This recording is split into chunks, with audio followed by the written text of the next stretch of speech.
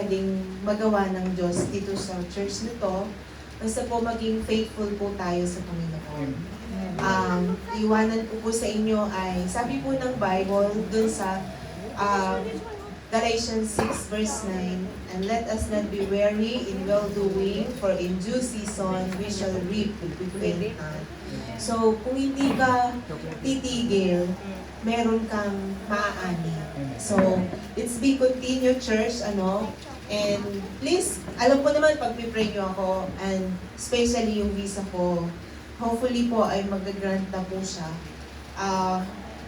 Kasi ako sa Google, 3 months to 6 months. So, hopefully po, magti-3 months siya kasi by June pa. Pero, alam ko na gagawa po ang Panginoon. So, ang alam ko po ay magtiwala lang po tayo sa Panginoon. Let's keep on trust God kasi po, hindi naman natin pwedeng tawaran yung magagawa ng Diyos sa buhay natin.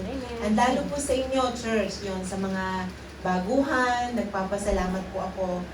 Blessing po kayo. Yung mga magpatuloy kayo dahil alam nyo ba na pag nagpatuloy kayo, kayo yung i-bless ng Diyos. Ayan, si Alabi. Yon. So, sila lang naman yung mga bago. And thank you so much. We have a visitor. Salamat.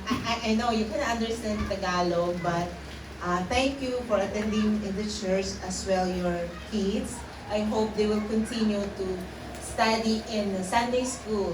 Yeah, because Sunday school is a great thing to understand the Word of God. So, yung kakantahin ko po, actually Tagalog. May English siya, pero Tagalog po yung na-prepare ko. Pagtitiwala sa Diyos. No? God is always watching us.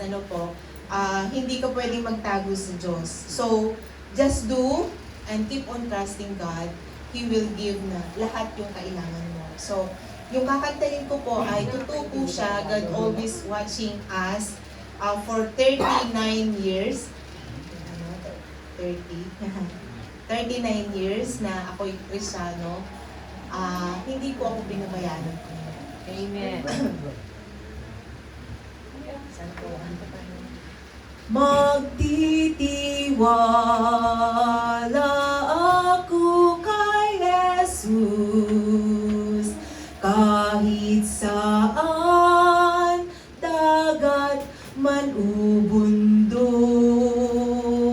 hindi ako matatakot pagkat siya'y laging nagtatanod.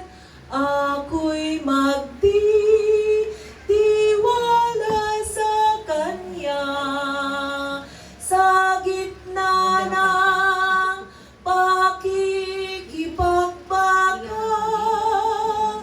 Takutin man ang kaluluwa, ang aasahan ko pa rin ay siya.